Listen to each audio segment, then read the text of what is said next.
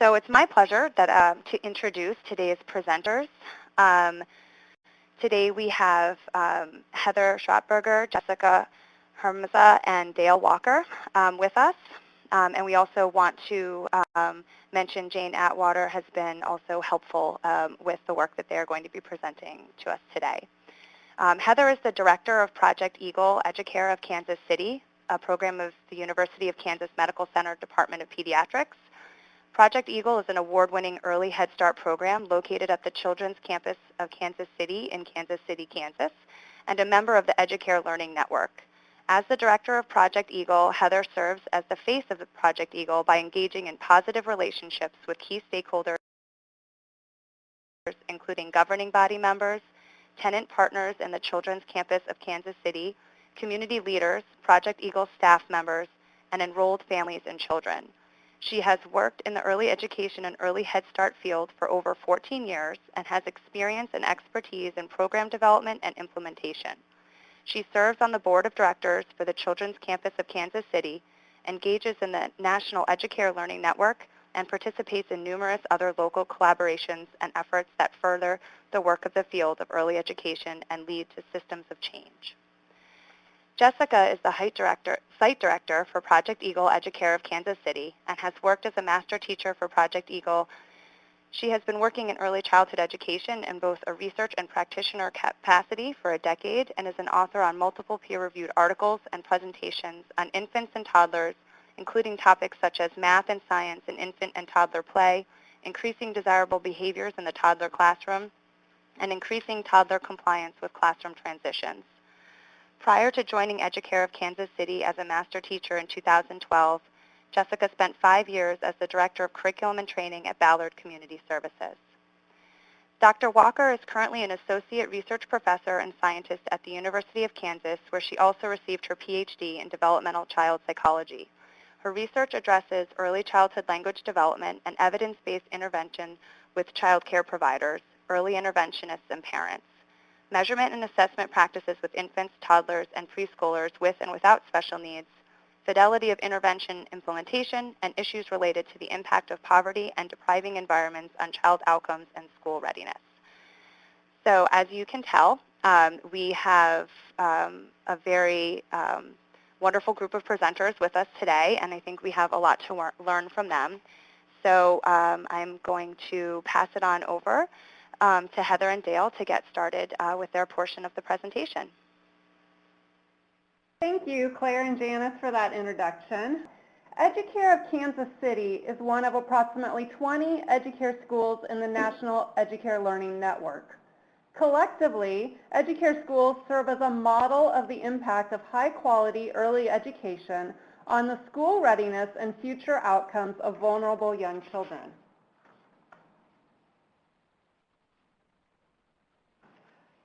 This slide shows the core features of the Educare model.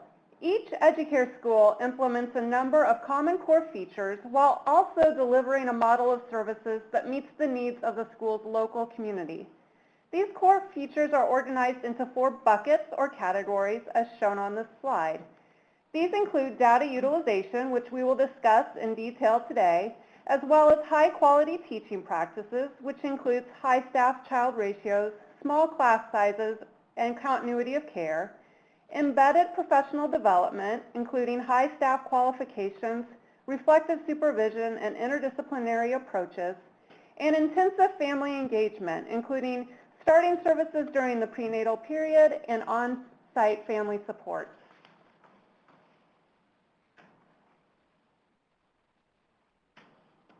As I mentioned, data utilization is a core feature of Educare schools and a particular area of emphasis at Educare of Kansas City. This core feature encompasses research-based and data-driven practices. Each Educare school is part of a research program partnership at the local level. Each school collaborates with a local evaluation partner to collect data for the national evaluation and to inform ongoing programming at the school level. The purpose of this research program partnership is to support data-informed decision-making and continuous quality improvement at and among 3 different levels: the child-family level, the program level, and the agency level. Dr. Dale Walker is going to talk further about the Research Program Partnership Team and its work at Educare of Kansas City. I'm pleased to be able to have this opportunity to speak with you all today. I'm Dale Walker from the Juniper Gardens Children's Project, and we're a research program that has been part of the University of Kansas, the Institute for Lifespan Studies, and is part of the University of Kansas, and we are all part of the children's campus as well. So we are co-located here in the inner city of Kansas City with Project Eagle and another agency as well. We have been here in this area of Kansas City since 1964, addressing issues that were important to this community and nationally, in particular with children who come from poverty backgrounds. So our research partnership with Project Eagle and Juniper Gardens and the school district partners here in Kansas City has been ongoing for really approximately the last 25 years. So it's a long-term partnership that has taken many forms over the years. In our current role as the local evaluators in partnership with Educare Kansas City, with my colleagues Dr. Jane Atwater, Jeannie Schiefelbusch, Yolanda Tapia, and Martha Martinez, we work closely with the Educare staff of Heather and Jessica and others here to conduct the evaluation of Educare. And this entails a close partnership in which we collaborate to select measures associated with desired outcomes for children and families.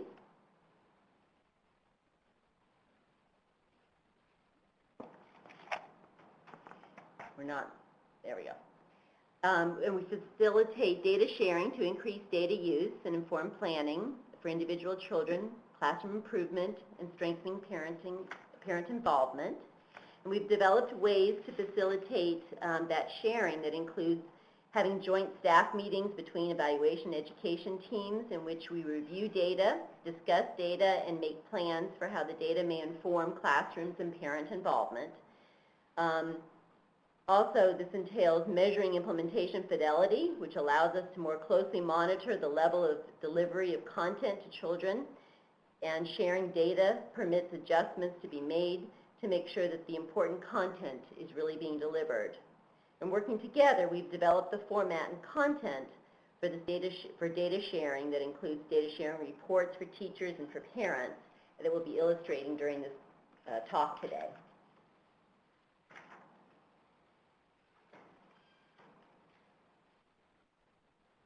The data reports that we have developed represent different forms of presenting data to stakeholders. For instance, we have parent reports that share with parents information about their children's assessments and progress and areas of strengths and needs. Classroom reports of children, assessment scores, and classroom environment ratings to give us ideas about the strengths and needs in classrooms over time. And summary information about specific aspects of programs and children's progress. We also share data in terms of annual reports and reports that go to the national Educare learning network, as well as we contribute that information with the partners that represent the other Educare schools as well. So data, as Heather mentioned, are an integral part of the Educare learning network, but they also have really formed the basis for our partnership here. And Jessica is going to talk a little bit about how those data are shared in terms of feedback loops. Hello, thanks Dale. This slide is a visual picture of our agency's data feedback loops. Each area of the research program partnership is represented: child and family, program, and agency. These three feedback loops connect together to show how our program collects, analyzes, and shares data between the classroom, program, and agency. We will be discussing each feedback loop in detail during our presentation. I'm first going to focus on the child and family data feedback loop. The majority of the data that informs this loop is the child data. We use child data to inform our daily practice in the classroom and when working with families. We collect a wide variety of child data.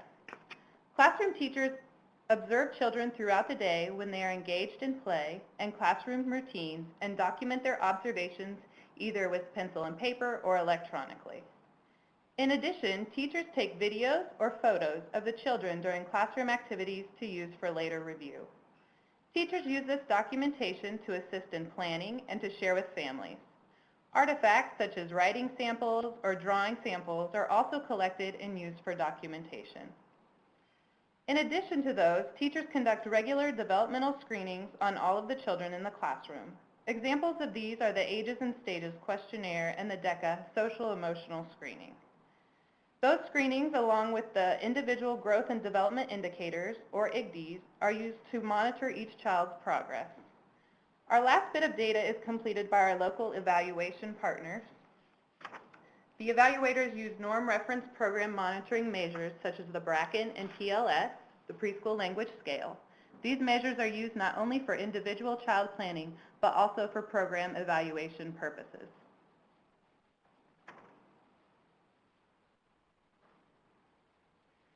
In addition to the child data that we collect, we also collect data from families. Educare family support staff and classroom teachers work together to collect this data.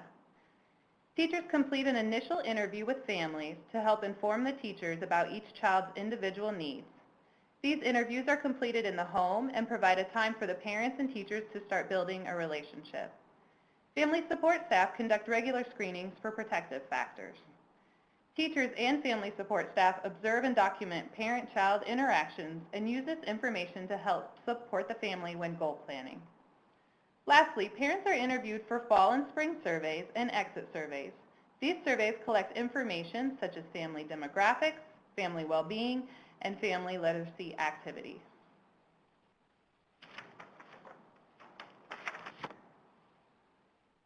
Now that we have discussed the different types of child and family data that is collected, we will look at how the teachers use the data to inform their practice in the classroom. Teachers and master teachers organize the data in different ways depending on the type of data and its intended use. This slide lists some of the ways we organize data. Each child has an individual child data chart that tracks their screenings and assessments. This chart is all-inclusive and provides a picture of how the child is progressing developmentally across all domains.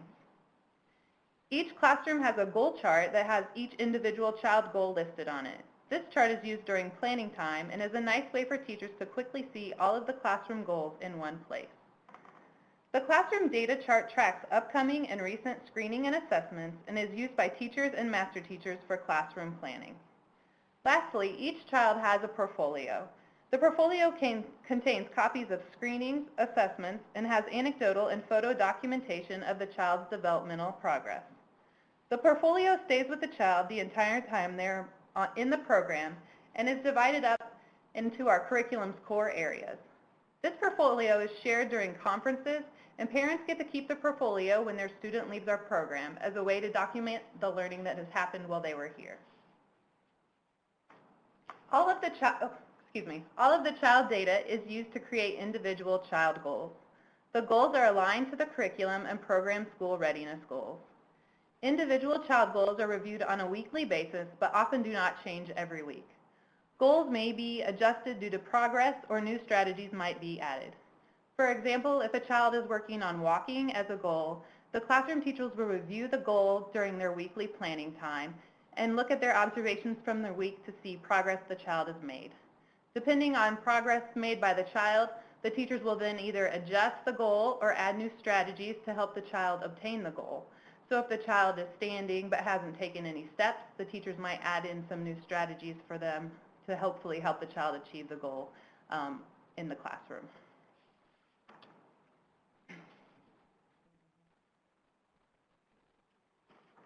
The child family data is reviewed at least weekly by all classroom teaching teams. Teams have ongoing data dialogues using the data charts discussed in the previous slide as their guide. Classroom teachers meet weekly to plan for the upcoming week. At this time, individual child goals are reviewed. Teachers share their observations and reflect together on video and photo documentation and discuss any new assessment and screening information. All of this information is processed by the group and is used for classroom planning. For example, if John's goal is to use a spoon at mealtime, the team will look at this progress from the week based on observation and documentation. They will discuss new strategies and will update the goal. If John had a recent screening completed that showed he was needing additional help in fine motor, the classroom team would talk about ways to include activities in the week's lesson plan that would allow him to practice skills in this area.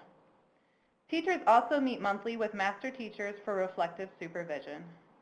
During this time, classroom and child data is used to discuss the teacher's teaching practices and to help make connections between practices in the classroom and concerns the teachers are having.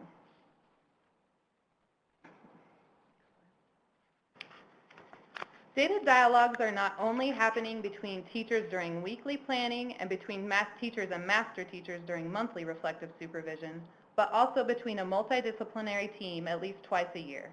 Teams meet for child and family review prior to parent-teacher conferences. The team consists of classroom teachers, master teachers, family support advocates, health and disabilities coordinators, and the site director. Prior to child and family review, teachers and family support advocates complete a data chart for the child and family. The chart gives the most recent screening and assessment information for both the child and the family. Additionally, the chart has a place for the child and family's strengths, areas of development, and any concerns. The group spends time reflecting on each family's data and discusses ways the program can support families through any needed areas of development. Child and Family Review is a good time for program staff to come together and share family information. For example, when classroom teachers have a developmental concern that they are seeing in the classroom, the family support staff can share anecdotes from parent-child interactions from home visits. The team can use these observations combined with the data to discuss a possible referral and then put together a plan for supporting the family through the referral process.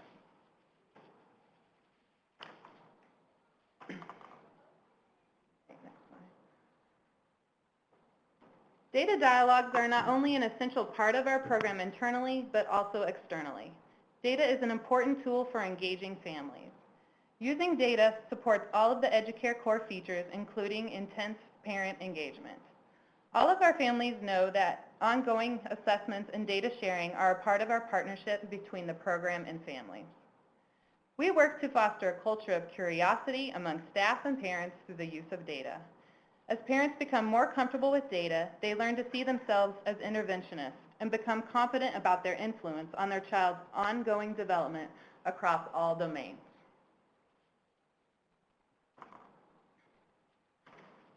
We work to be intentional introducing parents to our child and family data and the assessment process. We do this in a variety of ways. First, we create a data sharing expectation. Parents are informed about data collection and utilization during orientation, and then again during the parent-teacher interview. Parents come to expect data during conferences and know to bring up these kinds of questions when we meet for conferences. In addition, our assessment process and data sharing plan is included in the parent handbook. Teachers and family support staff spend time with parents during enrollment reviewing each assessment tool and giving parents an opportunity to ask any questions.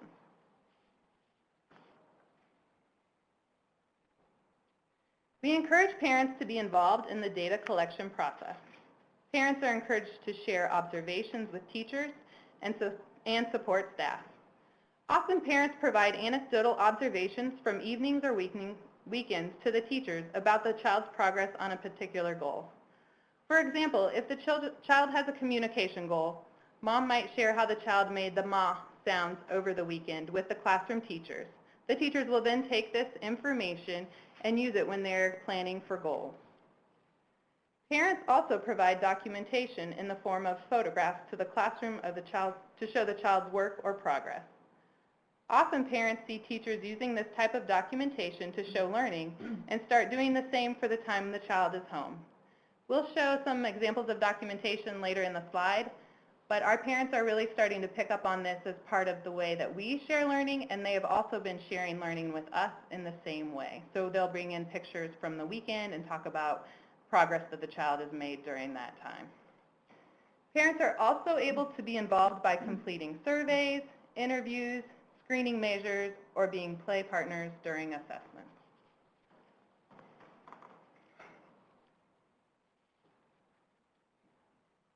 Sharing data with our parents is beneficial in many ways. Data sharing helps foster ongoing partnerships between families and staff. Having a data discussion between the parents and the teachers really helps build the relationship. It provides an opportunity for the families and the teachers to celebrate the strengths and success of each child and parent. Data sharing also helps inform the goal planning process for the child and parent. Parents and teachers are goal planning together during parent-teacher conferences, so this also encourages this process. By sharing data, we are able to identify strategies that will help support the child's development at school and at home. It helps inform and support referrals to other resources that might be needed. Data sharing really empowers parents to ask questions about their child's development and progress. We have families that are used to getting data regularly during conferences, and they come prepared with questions about their child's development. These parents are comfortable talking about the assessments and asking questions since they have been informed about data from the start. Lastly, data sharing promotes school readiness. Parents that are used to receiving data from our program will be familiar with this process when their child starts school and they start receiving assessment information from school programs.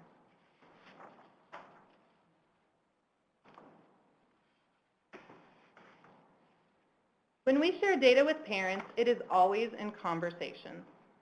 Observations and anecdotal data is often shared daily during drop-off and pickup times. This is a time for parents and teachers to briefly discuss how the child is doing and for teachers to give a quick update on goal progress. During quarterly conferences, screening and assessment data is reviewed more in depth. Child portfolios are shared and parents are given opportunities to ask the teachers questions about any concerns they may have. During these quarterly conferences, parents and teachers are also looking at assessment data and screening data and the child portfolio and making new goals for the child for the upcoming months. Data is also shared during home visits. Family support staff and teachers take the opportunity to share any updates with parents and give parents time to share observations with the team. When parents are given any of this data, they are never just passed it in their cubby or handed it as information for them to read later, but it is always in conversation with a classroom teacher, so that way parents have an opportunity to ask questions and teachers can really explain the information presented to the parents. So here's some examples of some of the tools that Jessica has described for sharing data. So we'll go ahead and just give a few examples of those so you can have a little better idea of the format that's used. So for the parent report, that includes the assessment information. And again, then teachers sit down with parents and share this information with them a couple times a year in this parent report format. Assessment graphs aren't just left in their cubby, of course. They are reviewed, they're part of this process, and parents have really come to enjoy seeing data, and in fact, if there isn't a graph or maybe they think it's missing a point or something, parents will really ask about that. So they very much want to see the graphical information as well as the written information. And the child portfolio contains, as Jessica mentioned, the teacher observations and assessment and goal information in a really interactive and kind of dynamic way, showing activities that are ongoing and really giving really a visual representation of children's learning. So a quote from a parent, every day I learn something different about my son and how to be able to help him. We have many such quotes from parents. So we have some examples, and I think these are made larger on your screen. Here's an example of a report for parents, and there'll be information about the assessment, about the purposes of assessment again, who's doing the assessments, just as a reminder, and then assessment scores. So what you have here is just an example of some assessment scores over time, and so that also gives parents kind of a running record so they can be reminded what the child's scores were previously. And then these scores are reviewed with parents in a way that they very much understand. We're not sure what happened there. We weren't touching anything. There we go. That they very much understand the score ranges and what that means. And that discussion really has become a very important part of teacher meetings as well. And so having all these different formats has given our staff here, the partnership staff, as well as parents, lots of information about how to really review strengths and needs and to permit parents to be a part of that process and that discussion. And they really feel informed because it's not only anecdotal reports, but they're also a part of that data sharing process.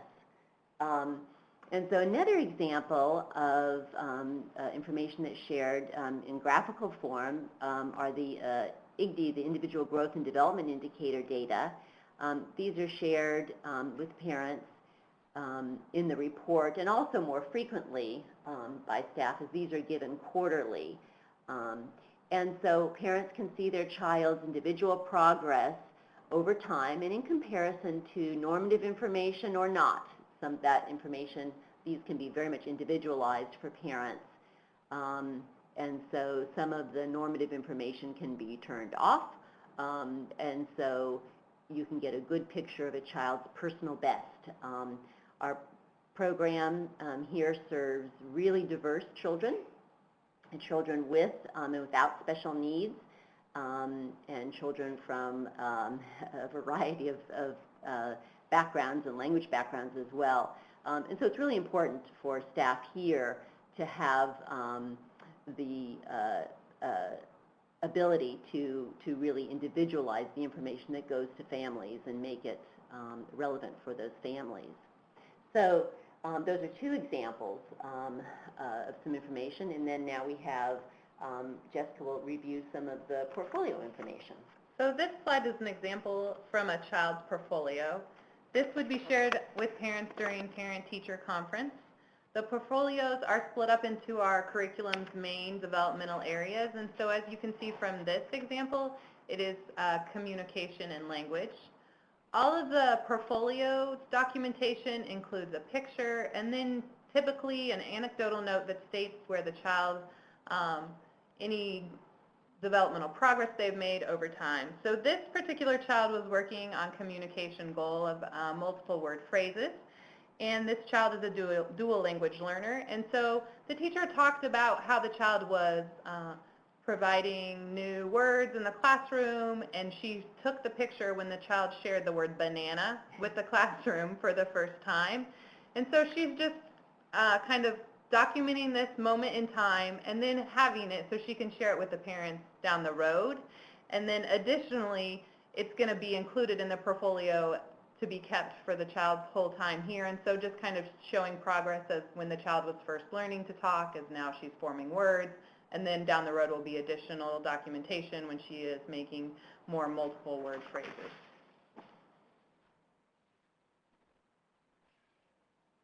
The next slide is examples of documentation from our program's hallways.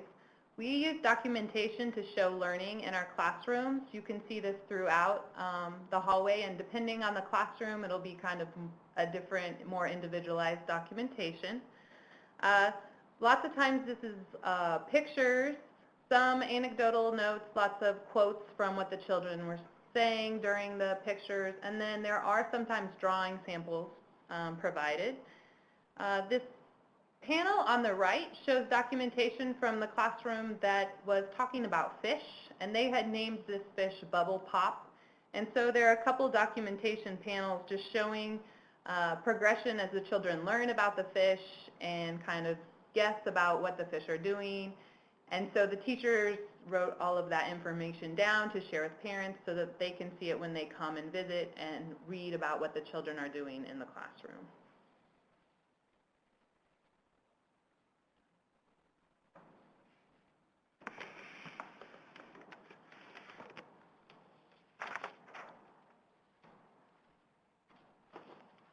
Okay, so we'd also like to share a little bit about how we use data in our program at the program and agency feedback loop. So Jessica and Dale both spoke about how we use that data about the child and family with parents to engage them.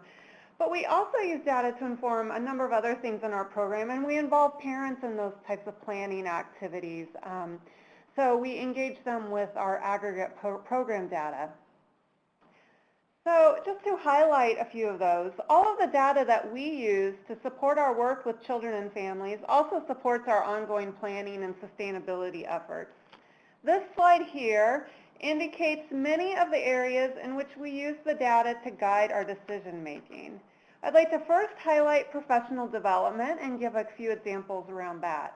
Data reports are used to support the focus of reflective supervision sessions between master teachers and teachers, and reflective practice groups between master teachers and individual teachers or classrooms.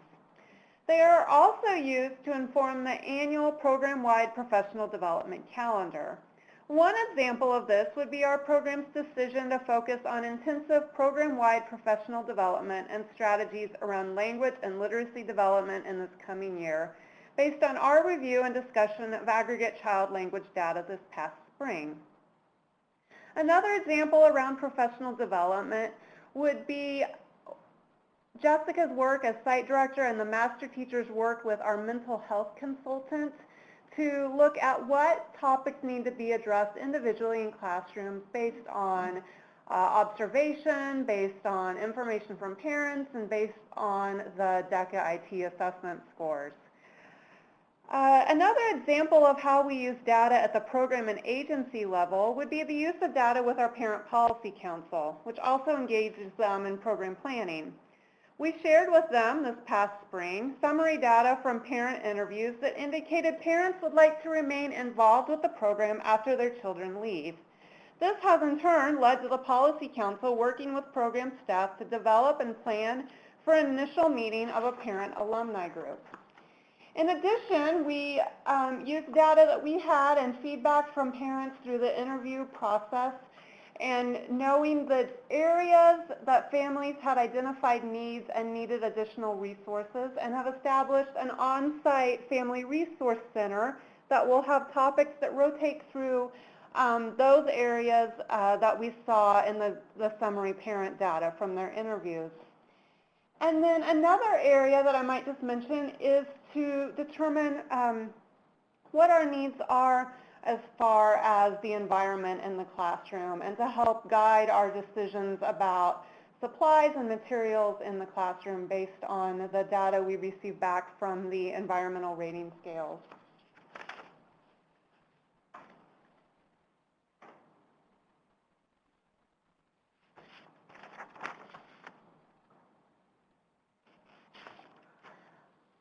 On this slide, or on the next two slides, we have highlighted specific examples of data that we use to inform these types of program planning efforts.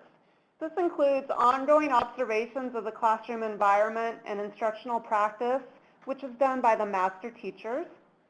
It includes observation checklists of the classroom environment and teacher ratings of child behavior, which would include things like the infant-toddler environmental rating scale, the early childhood environmental rating scale, and the class observation tool. And these are done 2 times per year. Some additional examples would include classroom reports of children's assessment scores and of classroom environment ratings, summary information about specific aspects of the program and children's progress, and summaries from parent and staff surveys collected for national evaluation purposes by the local evaluation partner. And in the picture here you can see a master teacher working with a teacher to review some of those summary data reports and plan around that information. So Jessica will now share what one of the classroom reports might look like. This report is an example of a classroom report that is shared with classroom teachers. This report lists each child in a specific assessment. Scores from the fall and spring are given. Teachers use this to inform the planning process in the classroom. This information is also reviewed by the site director and master teacher. If there are concerns about a particular child, a team uses information on this report and additional data that we have on the child to discuss the need for additional intervention. So for example, child 1, the scores from the fall and spring are in the red this year. And so we would look at their other language assessments and screenings that we have and decide if this is a child that we need to provide additional support for. If we need to talk to family support staff to see if there's something going on at home, then we need to bring the parents into this conversation. And so this is just an example of one of the reports that we use to help classroom teachers, master teachers, myself, and family support decide, do we need to make additional supports or interventions in the classroom, or children developing as they should be.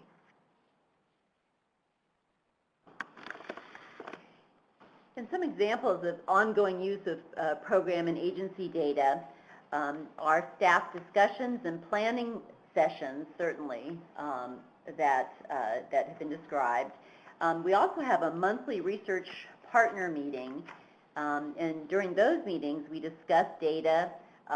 We pick a topic, a specific topic that the group has decided on, and so the group includes administrative staff, research staff, master teachers, the home visiting staff, and school district staff.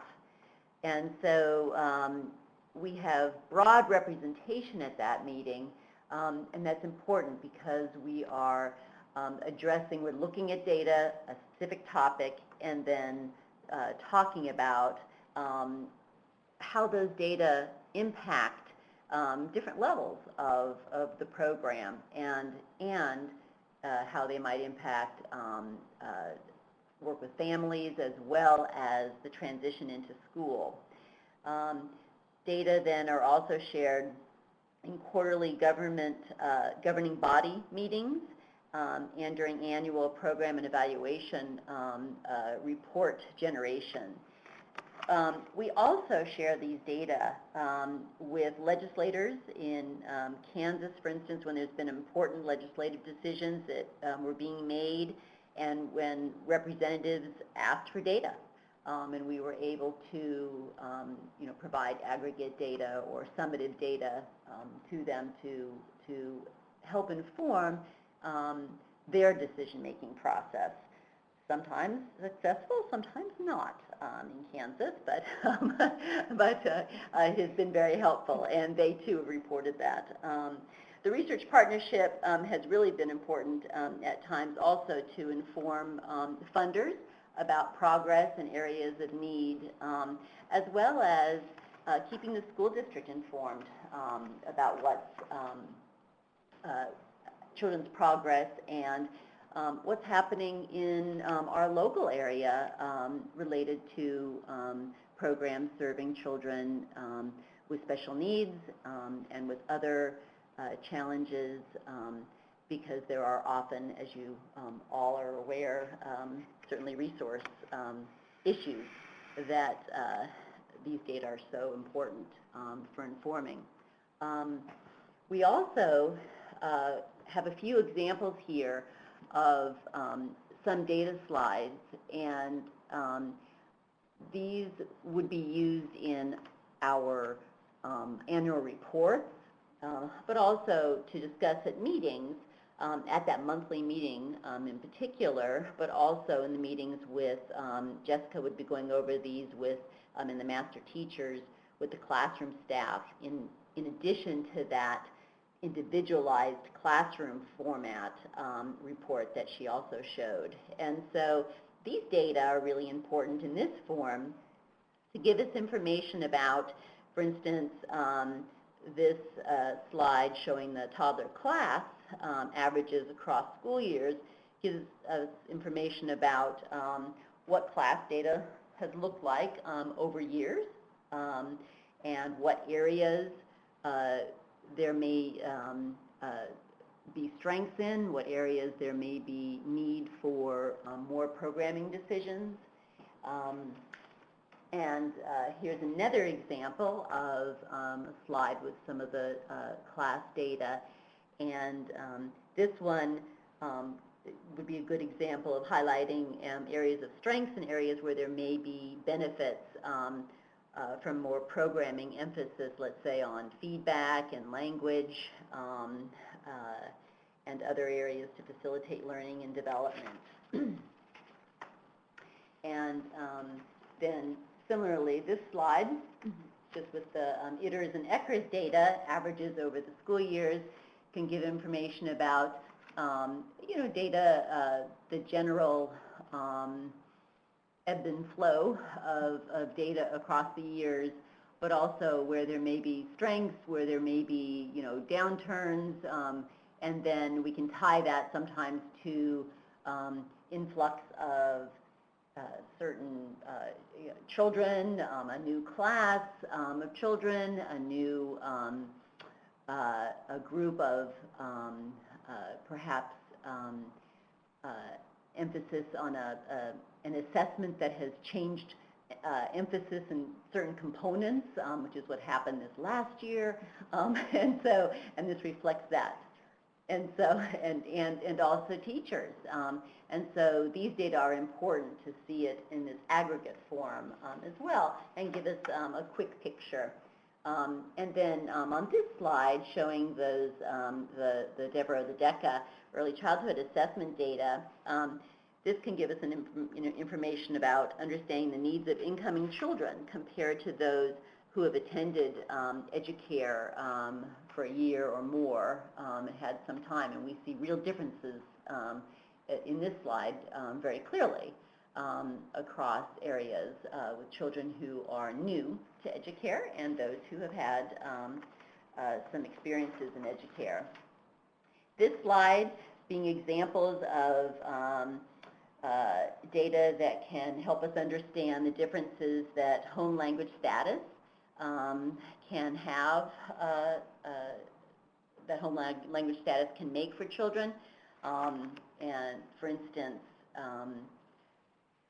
here what we see is the importance of, for instance, having more than one source of data for children because the PPVT given to Spanish-speaking children here in English clearly shows that there's a need for those children to continue learning vocabulary and learning words in English. But for those, that same group of children, we see that they are progressing in terms of their native language on the preschool language scale. And again, these are just quick examples of data. Now, these data are not shared ad nauseum with parents. These are data that are used in those monthly meetings to inform the information that is shared with parents and that is summarized in those reports. Because of course, we wouldn't want to inundate parents with lots of numbers and graphs and kind of summative information like this that wouldn't have a direct bearing on them distilling that information down for their child and for the experience that their child has and the types of things that they can do in homes. And so that's important to realize too. So as we show you all these data, remember these are not all things that are shared right off with parents. And so certainly a number of lessons learned in this collaborative work that we do here in this partnership. is that intentionality is really important in determining our topics for our meetings, to be when we made the decision to hone in on particular topics that the data were showing us. It made our opportunities to collaborate far richer and really collaborative, that all partners in our monthly meeting, the classroom, the researchers, administrators, the school district partners, really all had an opportunity then to share in those meetings. And we certainly know that that we have found that the research program partnership can foster interaction in which we're reviewing data and daily practice and sharing then that information with families about children, about the program. Policy council groups then have an opportunity to weigh in on and understand some of the data and the progress that the program is making.